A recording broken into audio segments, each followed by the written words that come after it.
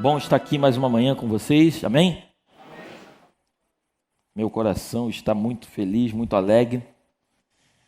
E eu creio que essa manhã vai ser uma manhã de muita graça, de muito poder. Uma manhã onde Deus vai falar ao teu coração, amém? Você crê nisso? Amém. Tudo aquilo que você coloca como expectativa é na mesma medida que Deus vai responder. Se você não cria uma expectativa no teu coração em relação àquilo que Deus pode fazer, provavelmente Ele não vai fazer. Porque a Bíblia diz que nós somos movidos através da fé. Amém? E essa manhã eu cheguei direto, fiz um passeio com os meus filhos, tirei a sexta e o sábado para estar com eles, e nós chegamos agora de manhã, saímos de lá onde nós estávamos, viemos no caminho, e eles vieram dormindo atrás, eu vim conversando com meu irmão na frente, no carro, e eu comecei a entrar no meu momento de comunhão com Deus e pedir a Deus algo, né? Da parte dele. E o Espírito de Deus começou a me trazer à memória uma palavra chamada ideia. Repete comigo, ideia. Ideia é o que todos nós temos. Todos nós temos uma ideia, sim ou não? Sim ou não? Sim. Todos nós temos uma ideia. Às vezes a tua ideia pode ser muito grande, às vezes a tua ideia pode ser muito pequena. Tem momentos que às vezes passamos e não temos nenhum tipo de ideia, mas em algum momento nós temos uma ideia. E aí eu fui estudar o que significa ideia. Ideia do grego significa eidos. Eidos é a mesma coisa que imagem. Então, na verdade, quando nós temos uma ideia, nós temos uma imagem na nossa mente e nós normalmente trabalhamos para fazer com que essa imagem ela venha se manifestar no plano terreno. Amém? Vocês estão comigo aí? Então, quando você tem uma ideia, quando você está sonhando, ou quando você está acordado, alguma coisa, quando você tem uma ideia, a ideia nada mais é do que uma imagem no teu cérebro, no teu pensamento, e essa imagem, essa ideia, esse pensamento, você trabalha normalmente para fazer com que essa ideia saia do papel, saia da tua mente e se transforme em algo material, amém? E aí eu comecei a entender um pouco sobre ideia, eu comecei a ser levado pelo Espírito de Deus, o que de fato é a ideia. E se você parar para refletir, tudo foi criado através de uma ideia. A Bíblia diz que Deus, né, Ele resolveu criar todas as coisas, e tudo isso foi criado através de uma ideia. Depois de ter criado todas as coisas, mas tem um momento na criação em que Deus teve a ideia, e Ele diz o seguinte: façamos o homem à nossa imagem, à nossa semelhança. Então Deus teve uma ideia, Deus quis criar um homem, alma vivente. Então Deus cria um boneco feito do barro, e nesse boneco a Bíblia diz que Ele sopra nas narinas desse boneco, e esse boneco começa a ter vida. Esse boneco deixa de ser um boneco e se transforma em um ser. E depois de tudo isso, a Bíblia diz que Deus teve uma outra ideia em relação a esse boneco. Deus começou a ver que todos os animais eles tinham pares. E aí Deus pensa, poxa, eu preciso criar, ele teve uma ideia, eu preciso criar uma ajudadora que lhe seja idônea, para que o homem não fique só. Então Deus tem uma ideia, e baseado nessa ideia, ele cria uma mulher. A Bíblia diz que ele tira da costela do homem, e isso é muito profundo, eu quero que você preste atenção nisso.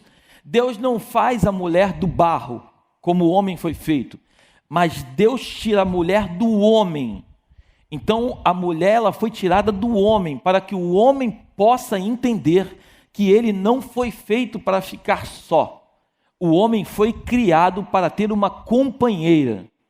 E essa companheira foi tirada do homem, para que o homem compreenda que existe um buraco dentro do homem, que existe o tamanho perfeito criado por Deus para que essa pessoa, essa companheira, essa ajudadora, essa auxiliadora, que algumas versões falam, venha completar esse homem que se encontrava incompleto. Estamos juntos até aqui? E baseado nessa ideia, tudo é criado. E aí Deus começa a dar as ordens. Deus tem toda a ideia, Deus cria todas as coisas. E depois de tudo criado, Deus começa a dar ordens, Deus começa a designar.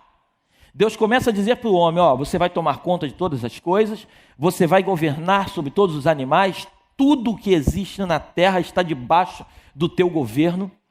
Todas as coisas que foram criadas por mim, elas foram criadas por mim, mas eu pego tudo isso e coloco debaixo da tua autoridade. Então a autoridade está sobre a sua vida.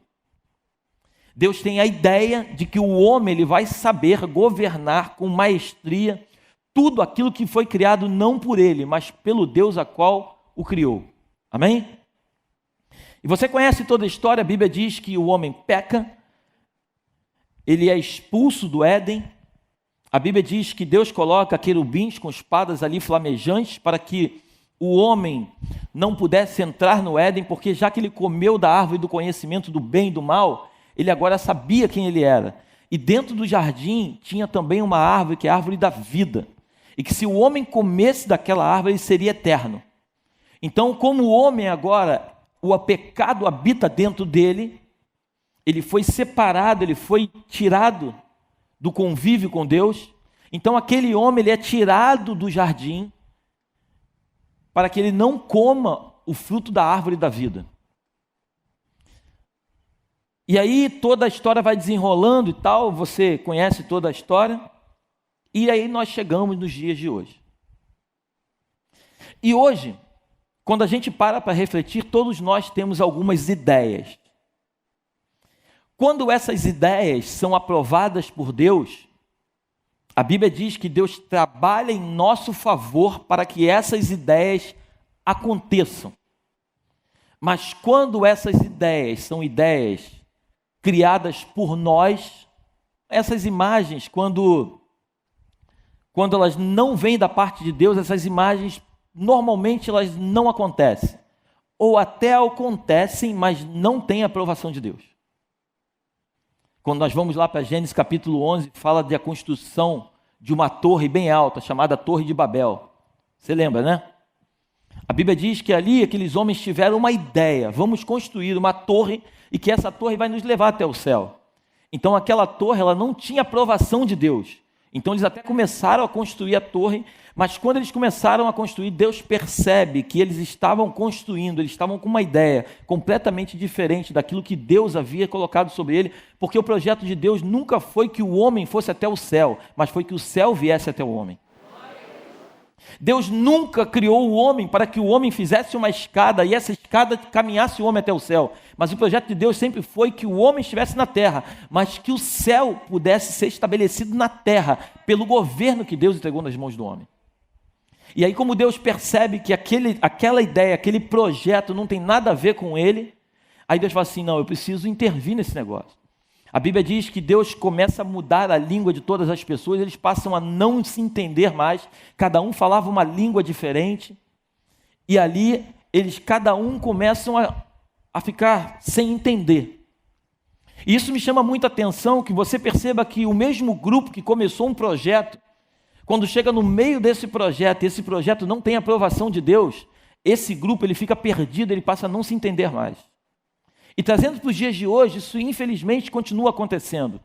Pessoas que se unem, pessoas que tentam fazer um projeto, mas que esse projeto não tem aprovação de Deus, e eles começam esse projeto, eles começam através de uma ideia, e eles começam a fazer algo. E esse algo aparentemente está prosperando, mas como Deus não tem parte com aquilo que o homem faz, chega um momento que esse projeto, ele começa a perder o seu sentido e começa a ruir. Porque tudo que tem sido feito pelo homem, que não tem aprovação de Deus, tem um tempo determinado para existir e depois cair.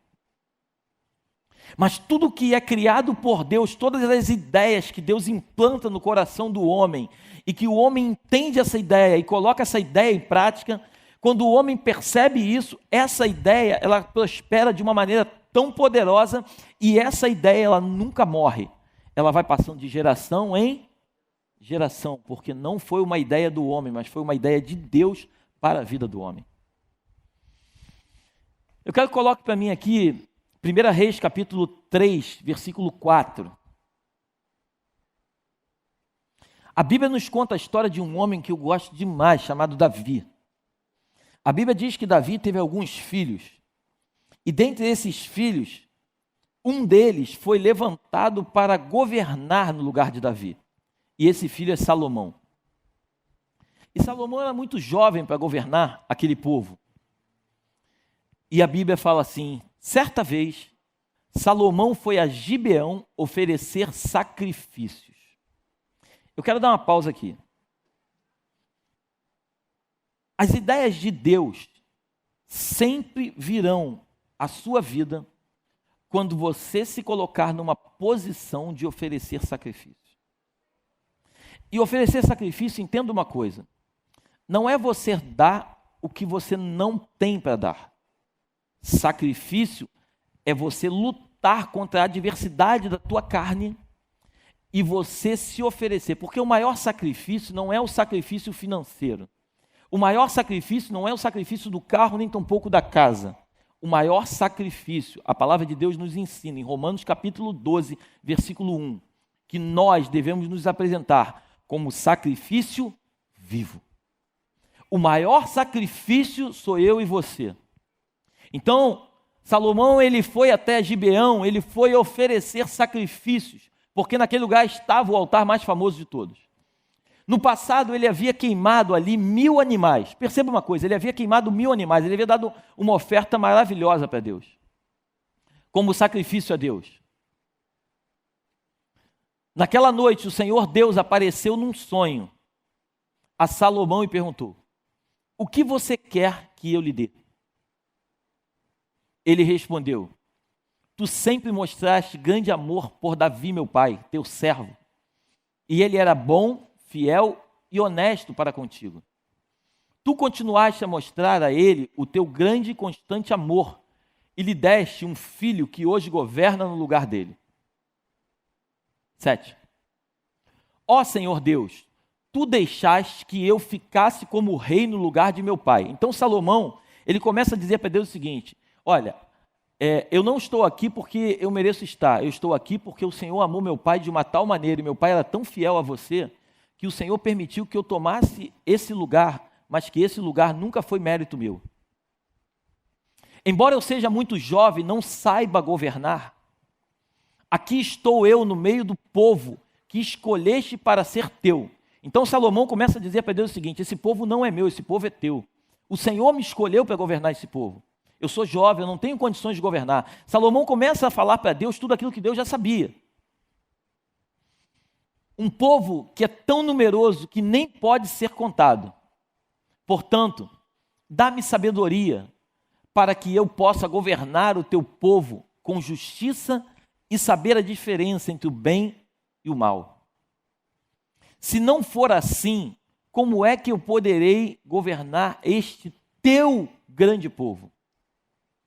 Deus gostou de Salomão ter pedido isso e disse: já que você pediu sabedoria para governar com justiça, em vez de pedir vida longa, ou riquezas, ou a morte de seus inimigos, eu darei o que você pediu.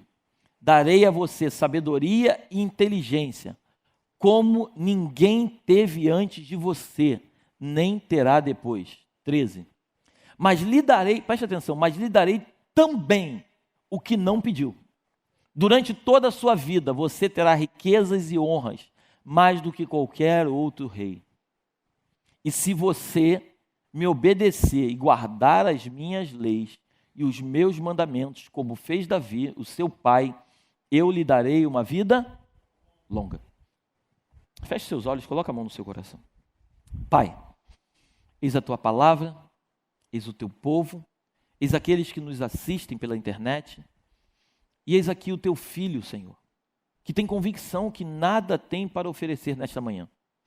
Mas eu sei que se o teu Espírito estiver presente aqui neste altar, coisas poderosas começarão a sair daqui e mudarão por completo a vida de muitos daqueles que nos assistem.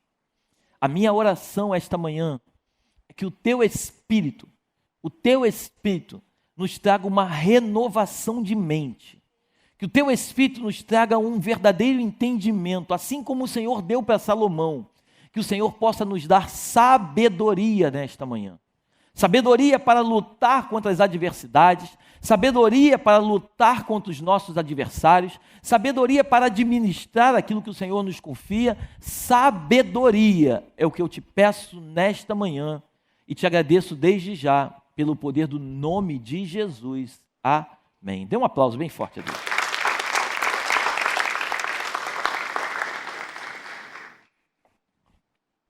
Então Salomão, ele quando assume o trono, ele começa a dizer para Deus o seguinte: olha, eu sei que eu só estou aqui porque o Senhor chamou meu pai para ser rei.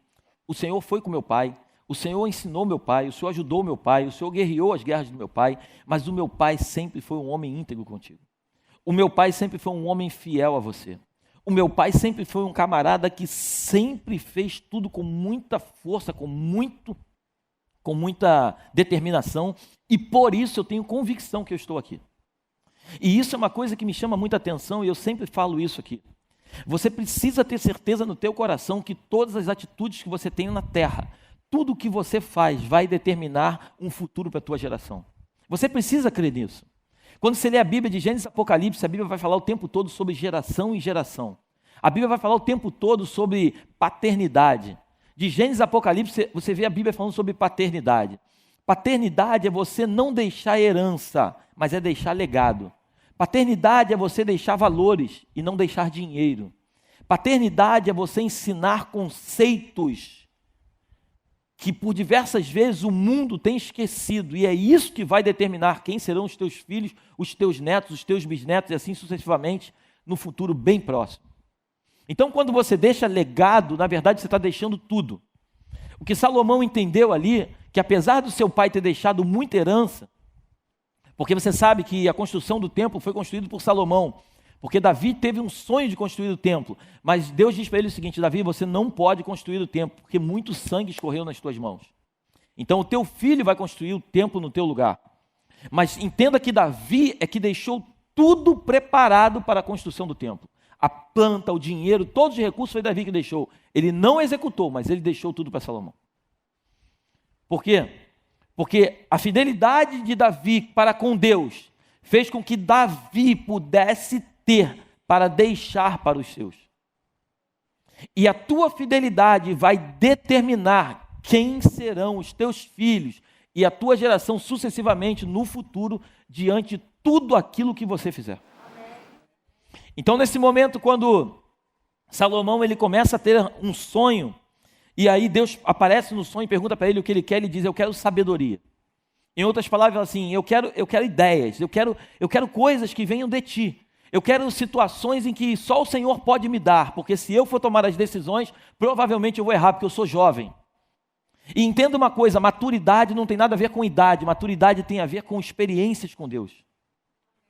Maturidade não tem a ver com idade, a idade até ajuda na maturidade, mas maturidade tem a ver com a convivência com Deus. Tem muitas pessoas que são idosas e que talvez não sejam tão maduras na fé como alguns jovens são. Por quê? Porque esses jovens já tiveram tantas experiências com Deus, que na verdade essas experiências vão trazer para a vida dele uma maturidade que talvez muitos anciãos não tenham. Então, maturidade tem a ver com experiência com Deus, tem a ver de relacionamento com Deus. E baseado nisso, eu quero... Depois a gente volta aqui em 1 Reis, capítulo 3. Abre para mim, por favor, Tiago, capítulo 1, versículo 12. Feliz é aquele que nas suas aflições continua fiel. Presta atenção nisso. Feliz é aquele que nas suas aflições continua fiel. Então, se você está passando por alguma aflição, eu quero te dar um conselho nessa manhã. Que você continue fiel, porque só é feliz aqueles que permanecem na sua fidelidade. Por quê? depois de sair aprovado dessas aflições, receberá como prêmio a vida que Deus promete aos que o amam. Quando alguém for tentado, não diga, esta tentação vem de Deus. Pois Deus não pode ser tentado pelo mal, e Ele mesmo não tenta ninguém.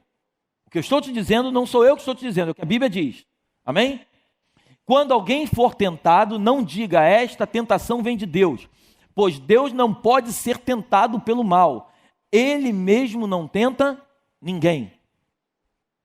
Mas as pessoas são tentadas, preste atenção nisso em nome de Jesus. Mas as pessoas são tentadas quando são atraídas e enganadas pelos seus próprios maus desejos.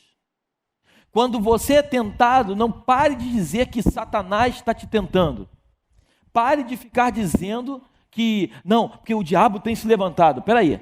A Bíblia nos diz que as pessoas são tentadas quando são atraídas e enganadas pelos seus próprios maus desejos. Então você só é tentado porque no fundo da tua alma você deseja aquilo que na verdade te tenta. Amém?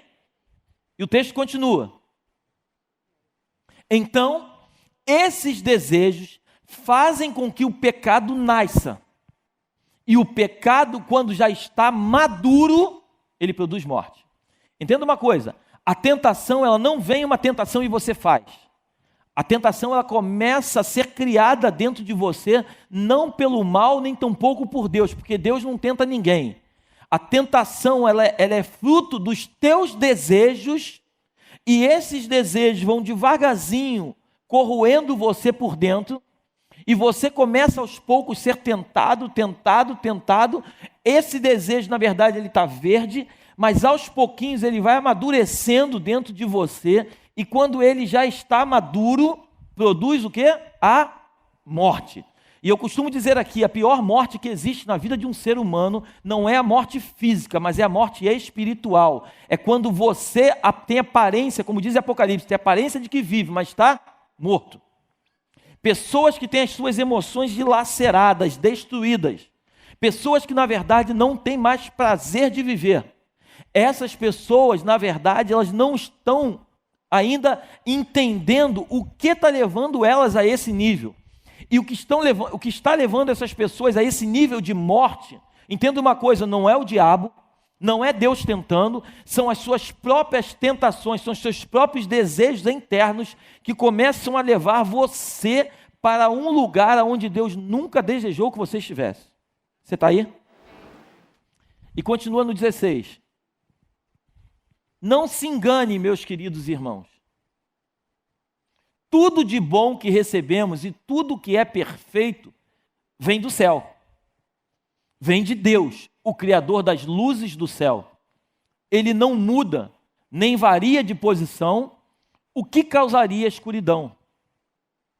Pela sua própria vontade, ele fez com que nós nascêssemos por meio da palavra da verdade, a fim de ocuparmos o primeiro lugar entre todas as criaturas.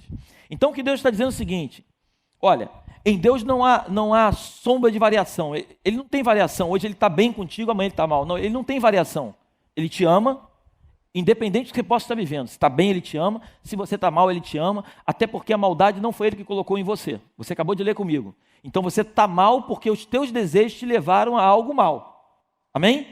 E Deus ele não tem variação, ele continua te amando, em outras palavras é como se Deus estivesse aqui, e nós fugimos de Deus. Então, quando nós fugimos de Deus, nós temos que voltar para Deus para encontrar de novo a felicidade.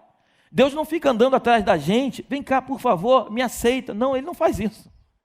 Ele simplesmente nos criou, ele já nos deu autoridade e poder, é o que diz a Bíblia. E por algum momento da nossa vida, essa autoridade, esse poder, ele é perdido. E quando se perde essa autoridade e esse poder, a pessoa já não sabe mais quem ela é. Exemplo, eu estou aqui nesse altar. Se chegar uma pessoa aqui agora, colocar uma venda nos meus olhos, começar a me girar, daqui a pouco provavelmente eu estou pregando para o lado de lá, enquanto vocês estão aqui. Por quê? Porque eu não estou enxergando.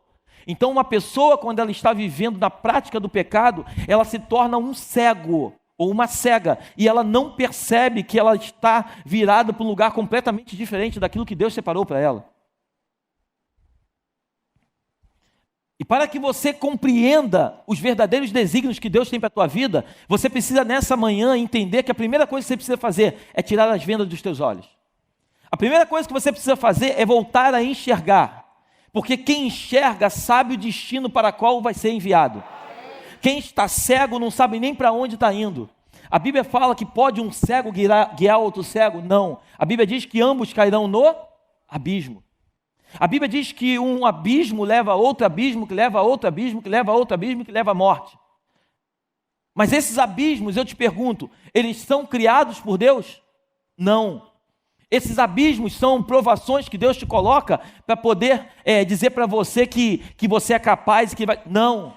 Essas provações que eu e você passamos são provações que nada mais é fruto de uma vontade, de um desejo carnal nosso. E esses desejos nos levam a trazer um fruto internamente. Fruto esse que começa verde, mas que aos poucos nós juntos vamos amadurecendo esse fruto em nós. E esse fruto, quando está maduro, é o momento em que vem a morte. Perceba que Salomão, ele começa o seu reinado, ele pede sabedoria a Deus, ele fala para Deus, Deus, me dá sabedoria. A Bíblia diz que Deus dá sabedoria para ele. A primeira coisa que Salomão vai julgar é uma coisa incrível. Chegam duas mulheres, você conhece a história, elas dormiram junto com os seus bebês, uma delas cai em cima do bebê e mata. De madrugada ela levanta, ela pega o bebê morto, coloca no braço daquela outra que estava com o bebê vivo, ela pega o bebê vivo da outra e ela traz para ela.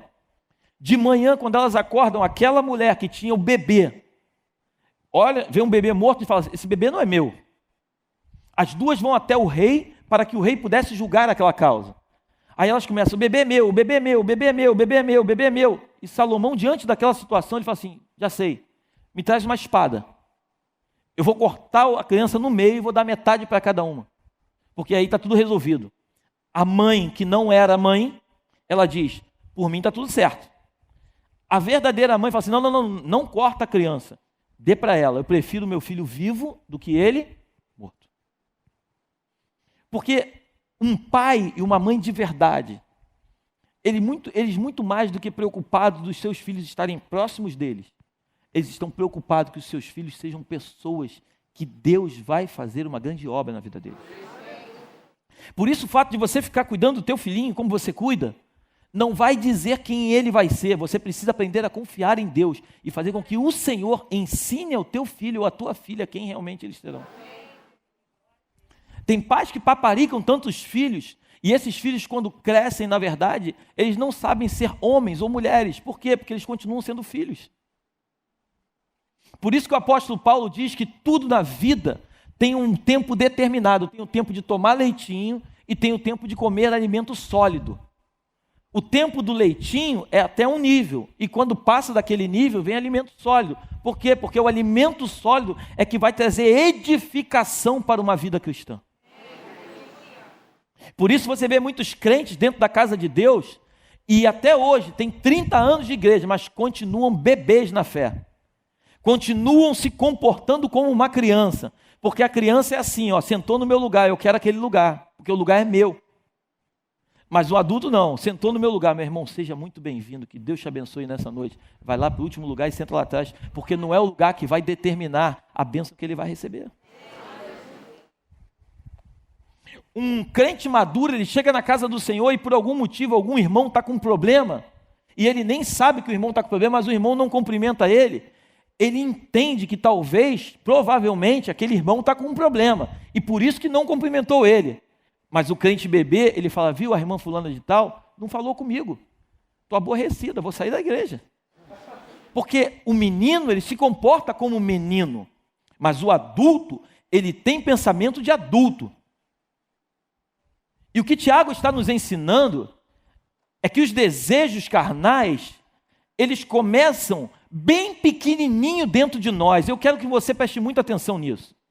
Os desejos, eles não começam, a Bíblia não nos revela, mas eu creio no meu espírito que a Bíblia não fala o tempo, mas eu creio no meu espírito que a serpente ela não apareceu 1 ou 2 dias só ali para Eva e para Adão. Eu creio que ela ficou ali, muito tempo ali falando, Tem um ditado no mundo que diz o seguinte: água mole em pedra dura, tanto bate até que... Só que a Bíblia fala no livro de Tiago, capítulo 4, versículo 7, diz assim, ó: sujeitai-vos a Deus, resisti ao diabo, e ele fugirá de vós. O diabo só tenta aqueles que ele tem convicção que vai chegar um tempo determinado, eles vão ceder àquelas tentações. Mas quando você é uma pessoa posicionada, lembra quando Jesus, lá em Mateus capítulo 4, Jesus é levado ao deserto, a Bíblia diz que ele é levado ao deserto, ele passa, olha que coisa incrível, Jesus ele jejua 40 dias, ele é levado ao deserto, e depois ele é tentado. Primeiro Jesus jejuou, Jesus abriu mão dos desejos que ele gostaria, foi a primeira coisa que ele fez. Aí depois, o que Jesus faz? Ele é levado ao deserto, ele passa por toda a tribulação, ele teve fome, ele é levado ao deserto, ele não cede às tentações. Depois de ser aprovado, você leu comigo aqui, depois de ser aprovado, e ele começa o seu ministério. Eu tenho um amigo meu que costuma dizer o seguinte: tudo que nasce grande é monstro. As coisas nascem pequenas, e aos pouquinhos elas vão crescendo. Tudo nasce pequeno, e aos pouquinhos vão crescendo. E o crescimento, a Bíblia diz que quem dá não sou eu nem você, quem dá é o Senhor. Nós só precisamos entrar no processo do crescimento. Nós só precisamos ser inseridos naquilo que Deus tem para nós. E quando nós somos inseridos, Ele começa a movimentar céu e terra em teu e meu favor, para que esse crescimento comece naturalmente a chegar à nossa vida. E quando nós começamos a ter a estatura de um varão perfeito, nunca conseguiremos alcançar, mas quando começamos a chegar perto, aí o Senhor olha e fala assim: agora está preparado, agora eu vou dar. Por isso que por isso que a Bíblia diz que bênção antecipada é maldição. Porque quando você recebe algo sem estar preparado para receber, você vai ter dois trabalhos: receber e perder. Porque só consegue reter aquele que tem maturidade e sabedoria vindo da parte de Deus para poder administrar aquilo que Deus entrega. Por isso, às vezes, você pede assim: Senhor, me dá, e não recebe. Por que não recebe? Porque talvez não esteja preparado para receber. Não que Deus não queira te dar, porque um pai bondoso, a Bíblia diz que pode até uma mãe se esquecer do seu filho que amamenta. Eu jamais me esquecerei de ti. Então, se esse Deus ele jamais se esquece de você e se esquece de mim, você acredita mesmo que esse Deus, ele não tem prazer em nos dar? Claro que ele tem. Claro que ele tem prazer em nos dar. Agora, nós precisamos estar preparados para receber. Eu conversava com uns amigos nesse final de semana, e eu dizia para eles o seguinte, eu falei assim: o que eu tenho muito pedido a Deus em relação a vocês, nada mais é que vocês tenham um coração adorador. Eu não peço a Deus que vocês tenham talentos, eu não peço a Deus que vocês sejam grandes pregadores do Evangelho, eu não peço a Deus nada a não ser um coração ensinável.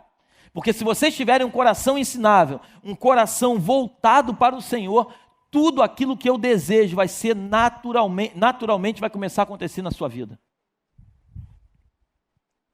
Um pai que deseja o melhor para o seu filho, ele não tem que ficar pedindo para Deus: Deus dá isso para o meu filho, ou dá aquilo. Não, o pai tem que pedir o seguinte: Senhor, dá sabedoria, dá ideias, dá egos para esse meu filho. Dê a ele ideias, para que essas ideias saiam da sua mente e se tornem realidade. Uma ideia, ela vai continuar sendo ideia até ela se tornar algo palpável. E aí, quando eu comecei a pensar sobre ideia, o Espírito de Deus me levou a lembrar o seguinte: toda cópia, né, um documento, você vai fazer a cópia de um documento. Para ter uma cópia, você precisa ter fala mais alto, original. Toda cópia precisa de um original, né? Até essas falsificações que fazem, né? Eles precisam de um original para fazer algo falsificado, porque só se faz algo falsificado ou uma cópia se tiver um original. Se não tem um original, não tem cópia. Amém?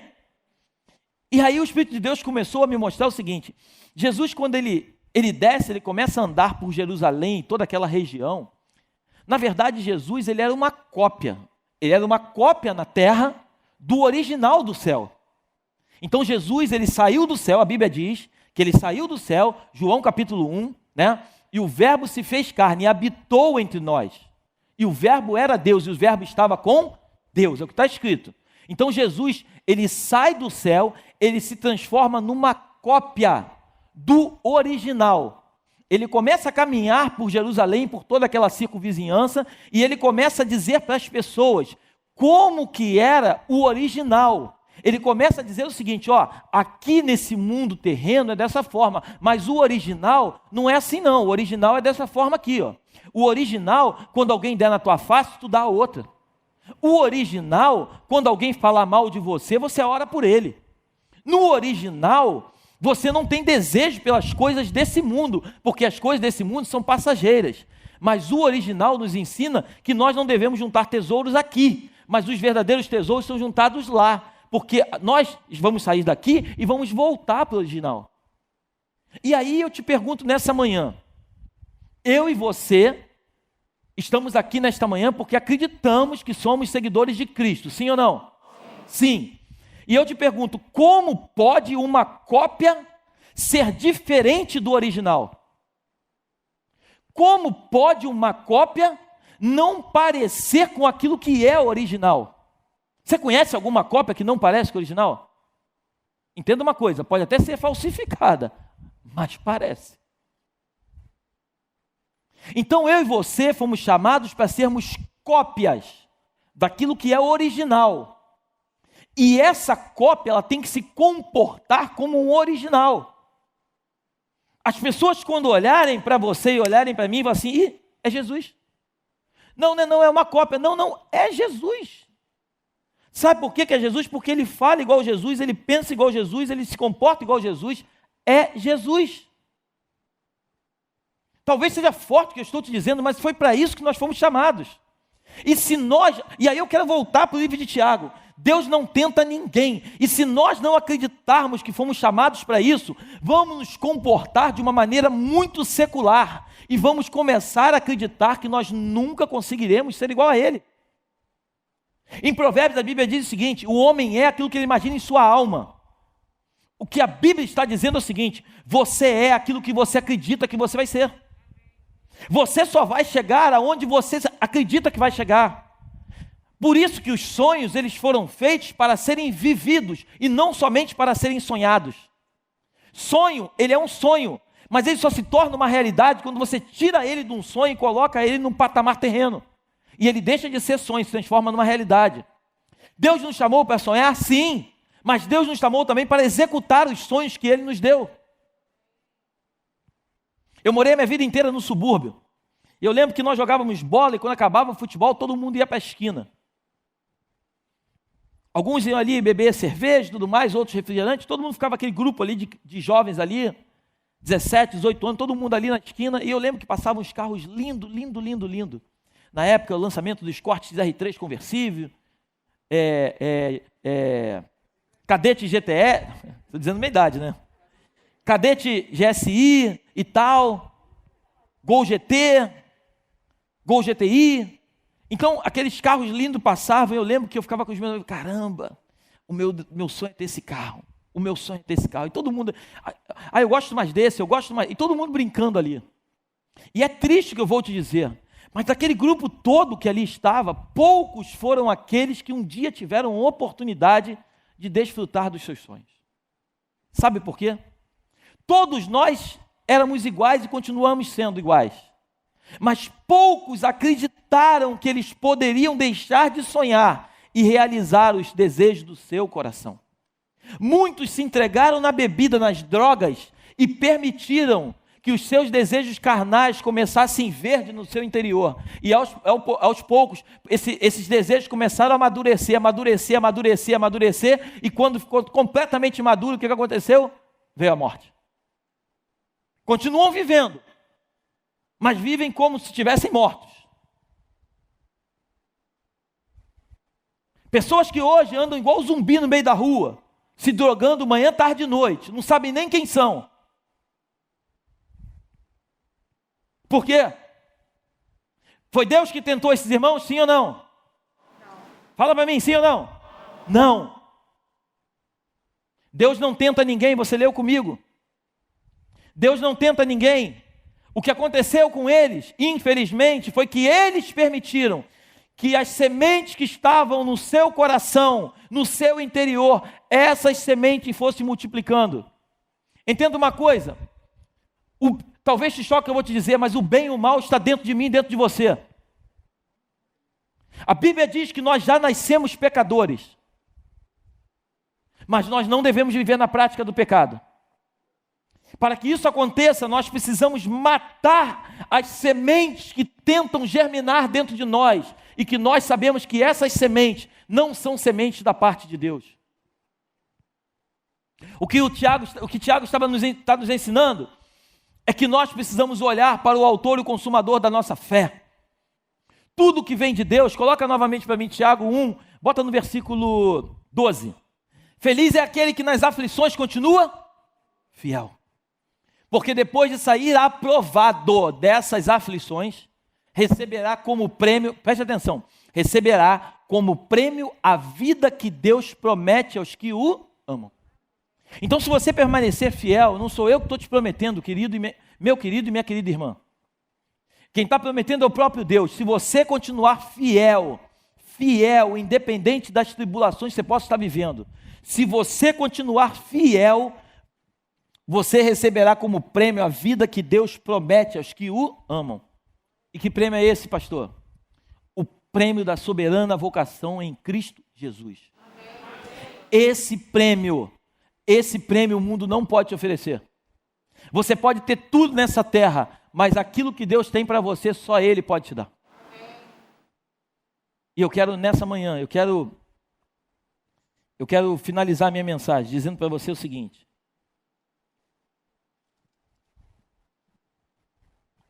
seja uma cópia genuína daquilo que Cristo representa para você. Seja cópia genuína. Quando você vai negociar alguma coisa com alguém, você não precisa mandar para esse alguém o original. Você pode mandar a cópia, porque a cópia representa o original.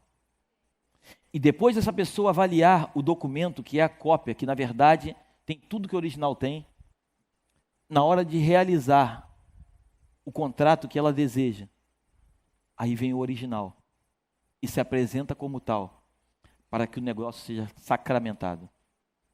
Em outras palavras, eu e você somos a cópia viva de Cristo aqui na terra. Precisamos nos comportar como tal, para que no momento em que as pessoas se aproximarem de nós, não por tudo aquilo que nós temos para oferecer, mas por tudo aquilo que nós representamos dele. Quando as pessoas se aproximam de nós, aí vem o original, desce, se apresenta face a face com elas, e ali é fechado o negócio. Para que o negócio seja fechado, primeiro vem a cópia. Ninguém anda com certidão de nascimento original na mão. As pessoas, algumas poucas que andam com a cópia. Perceba que quando você anda com um documento original e infelizmente você é assaltado, você tem um trabalho danado de ter que tirar tudo novamente. Mas quando você anda com uma cópia autenticada, ela é igual ao original. Se alguém te parar e falar assim, não, é a cópia, mas é autenticada. É igualzinho como está no original. Pode conferir. Se necessário for, se o senhor quiser ligar para o cartório agora, ou para qualquer lugar, para o Detran, para onde o senhor quiser, o senhor vai ver esse número aqui lá. Porque é uma cópia, mas é autenticada. Que eu e você possamos ser a cópia viva daquilo que Cristo representa para nós. Que o Espírito de Deus ele possa falar ao teu espírito, como tem falado no íntimo do meu coração todos os dias. Eu conversava com esses amigos que lá estavam comigo nessa viagem, eu dizia para eles, cada dia mais eu percebo que eu preciso de Jesus. Cada dia mais eu percebo como eu preciso mudar em Jesus. Quanto mais eu me diminuo, mais ele se enche em mim. Mas quanto mais eu entro em cena, mais ele sai dela. Peça ao Espírito Santo de Deus agora, para que você seja a verdadeira cópia. Para que você seja uma cópia que venha representar com muita maestria aquilo que é original. Jesus, ele, quando se apresenta, ele não se apresenta para falar dele.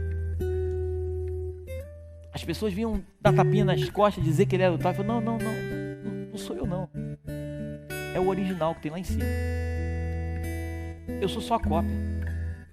Eu não faço nada. Quem faz é o Pai.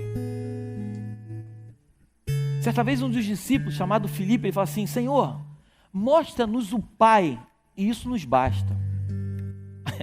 Aí sabe o que Jesus fala para ele?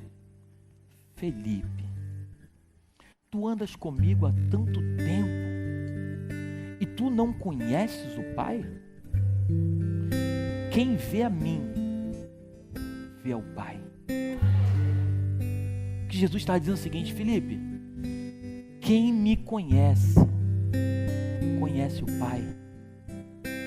Se você quer conhecer o Pai, Felipe, não precisa ver, só precisa crer. A Bíblia diz que bem-aventurados somos nós, que não vimos e os discípulos andaram com Jesus. Eles viram que Jesus era exatamente aquilo que nós estamos dizendo hoje. Nós não estávamos lá. Algumas pessoas chegam para mim, deve chegar para você também e falar assim, mas quem me garante que escreveu a Bíblia? Quem me garante que realmente a Bíblia é verdade? Sabe o que eu respondo para eles? Se ela é ou não verdade para você, eu não sei. Mas foi através dela que a minha vida foi transformada. Foi através desse livro que eu aprendi a ser um homem de verdade. Foi através desse livro que eu aprendi a ser pai e ser marido. Foi através desse livro que eu aprendi a ser filho e amigo. Se ela é verdade ou não para você, eu não sei. Mas ela me faz muito bem. Ela transformou a minha vida. E cada dia mais que eu leio, mais eu tenho vontade de ler. Cada dia mais que eu busco, mais eu tenho vontade de buscar. Às vezes eu leio 10 vezes o mesmo texto e eu me pergunto por que eu estou lendo de novo esse texto. Aí o Espírito de Deus fala assim: porque eu quero falar com você de uma forma diferente. Isso não pode ser só um livro. Um livro não fala de diversas formas. Um livro não expressa diversos sentimentos. Um livro não tem poder de mudar a vida de ninguém. Mas esse livro mudou a minha vida. Esse livro transformou o meu ser. E eu tenho convicção que ele pode transformar o seu também. Não deixe que as sementes de amargura venham continuar crescendo em você nessa manhã. Arranque todas elas em nome de Jesus. Pastor, eu não tenho força. Está repreendido no nome de Jesus. Diga ao fraco, forte eu. Diga ao fraco, forte eu. A tua força não vem de você, a tua força vem dele. E a Bíblia diz que quando mais fracos somos, mais fortes estamos nele. Então que nessa manhã você decida dentro do teu ser pegar as sementes de amargura e lançar por terra. Que você decida se alimentar com os verdadeiros frutos que vão trazer edificação para a tua vida e para a tua família. Que Deus te abençoe nessa manhã em nome de Jesus. Amém.